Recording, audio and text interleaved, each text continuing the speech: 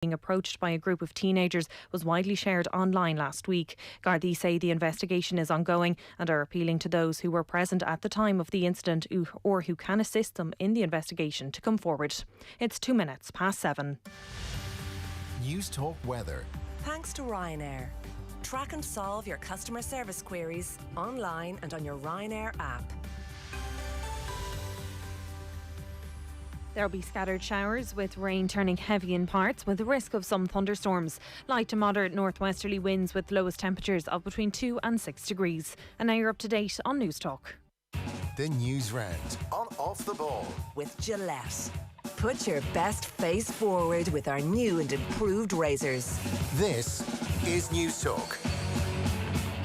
All right, you're welcome along to Thursdays Off the Ball. Nathan with you until 10 o'clock this evening, or a little bit later than 10 o'clock, because our focus of attention this evening is on Old Trafford. We will have full live and exclusive commentary of Manchester United against Liverpool. It is the biggest game in British football. It is the match that was called off 10 days ago after those anti-Glazer protests when Manchester United supporters managed to gain access to the ground. There are protests once again tonight. They're not of the same scale as they were 10 days ago, but around 300 Manchester United supporters have gathered around the ground. There were also some issues for the Liverpool team bus in getting to the stadium, but in the last few minutes, the Liverpool players have walked into Old Trafford, and it does look as though the game is going to be fine to go ahead at 8:15. Brian Kerr is going to join me for full commentary in a match that is of huge importance to Liverpool.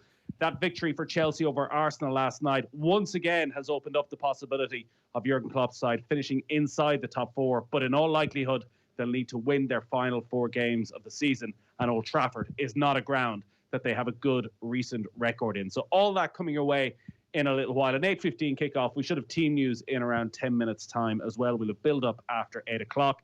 No John Giles tonight. John is going to be with us tomorrow night instead, so that he can look back on this evening's game. So that'll be coming your way from 7 o'clock tomorrow evening, because I know everybody expects John to be with us at 7:30 on a Thursday. Between now and 8 o'clock, we're going to be playing you a special panel where we're going to hear from Irish hockey star Nicky Daly and Irish rugby star Sene Nwapu. More details on that in a moment. But 53106 is the text number if you want to get in touch. At Off the Ball on Twitter. The news round on Off the Ball on News Talk is with thanks to Gillette. We don't just play the game, we change it.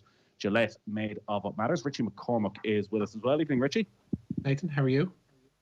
I'm all right. I've been watching what's been going on outside Old Trafford for the last hour or so. There's about 300, maybe 400 supporters who were gathered, I think, where they were 10 days ago, where they managed to initially break in. And there was a few flares, I wouldn't say being thrown at staff, but a few of them just sort of been thrown out into the open. There was a lot of colour. There was a lot of chanting. It seemed quite peaceful.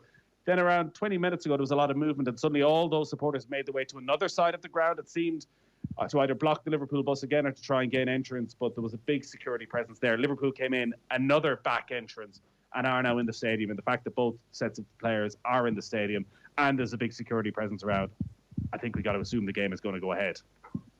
Yeah, looks like it. There was that initial bump earlier on whereby one of the Liverpool team buses, and I think it was one carrying technical equipment and gear, etc., and not the players, because they arrived in 2 separate black coaches. This one had Liverpool branding all over it and found itself hemmed in by a small cadre of supporters, seemingly it seems, Manchester United supporters, close to Old Trafford. The tyres were let down on the bus, and for a moment there it looked like we could be entering into a similar circumstance we found ourselves 11 days ago.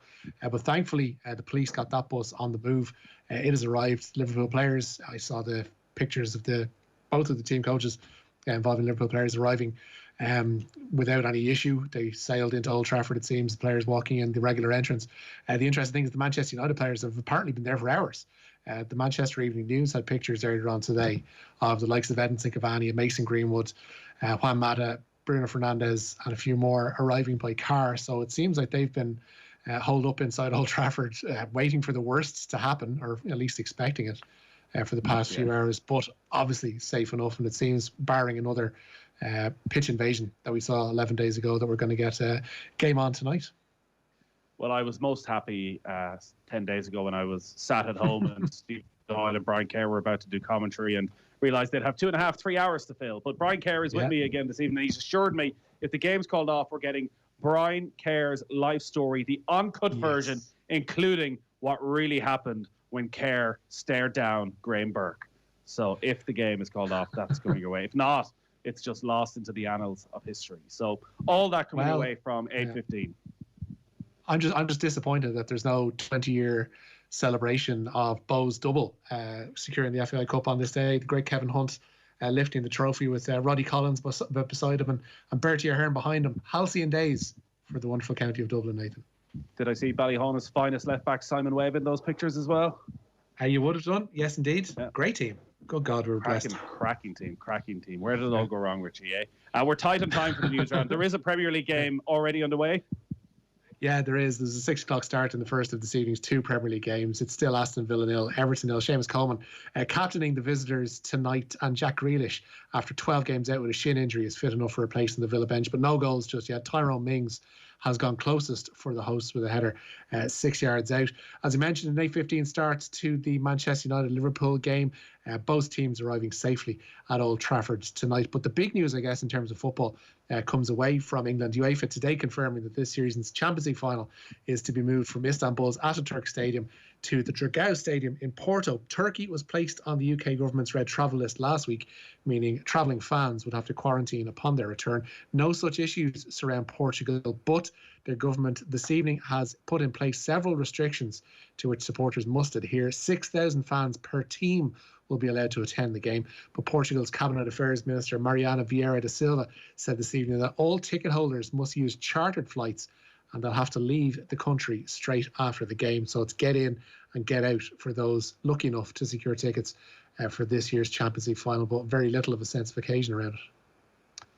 Yeah, this was such an opportunity for UEFA weeks after the Super League fell apart, and UEFA somehow managed to come out with the higher moral ground to have the game at Wembley, cut back on the amount of VIPs, allow more supporters access, but instead supporters are being allowed, but they have to travel all the way to Portugal and cost God knows how much money. But hey, modern football. Yeah, once we have our opening ceremony in place, I think that's all UEFA really care about for that one. But it is a strange one. A bit of brilliant day for Irish golfers at the Byron Nelson Classic in golf. Seamus Powers was just shot off the lead in Texas after his opening round. He shot a 7 under par 65 today, which included an eagle 3 at the last. Padraig Harrington is also going pretty well. He's playing the last at the moment and is currently 6 under par. The joint leaders in Texas, Rafa Cabrera-Bello and Aaron Wise, who've both opened with 8 under par rounds of 64. But a great start from Messrs Power and Harrington, our 2016 Olympians. Yeah, it certainly is a flying start for Seamus Power, who one good week changes Seamus Power's entire season. If you could get a top 5, you're pretty much guaranteed your card for next season. And he's rarely had that freedom for the last 2-3 months of the season where he knows he's in. He's always been scrapping and all the pressure that comes with that. But he's been in this position as well where he started well and struggled to keep it going through 4 days. But hopefully this is a week where Seamus Power can stay right in there inside the top 5, inside the top 10. Yeah, last week particularly unlucky because I think he got to the 18th on Friday and carded a bogey, which ultimately meant he missed the cut at last week's tournament, and that came off the back, of course, of him being ruled out through coronavirus the week before. So he's had a pretty rollercoaster couple of weeks. Great to see him going well. Also going well today, Dan Martin, who placed 3rd on the 6th stage of the Giro Italia. That's good enough now for a top 10 on general classification. The stage itself was won by Gino Meder, with Egan Bernal coming in 2nd. Martin started the day 19th overall at 2 minutes 8 seconds down on general classification, but he finished the day 9th on GC, and he's now just 47 seconds off the new Maglia Rosa jersey wearer Attila Valter of Hungary, though Bernal is lurking just on the shoulder of the Hungarian. Will Addison's season is over, Nathan. The Ulster back has received a 4-game ban following his red card in last week's Rainbow Cup defeat to Munster. Addison was dismissed just before half-time of the game at Thomond Park for a dangerous tackle on Shane Daly. His absence has contributed to 12 changes from Dan McFarland for tomorrow night's meeting with Leinster at the RDS. Only Jacob Stockdale, Billy Burns and Ian Henderson are retained from the Thomond Park defeat. Caelan Doris returns to the Leinster back row for tomorrow night's game, while Jimmy O'Brien, also back from injury, will start at full back. Any night you've got a Ollie Horgan rant is a good night?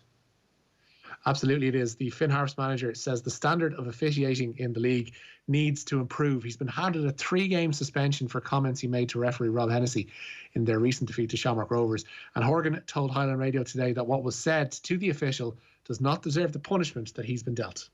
To be fair, the case they put up, and I have no problem going public on it, was that I insulted the referee by calling at him.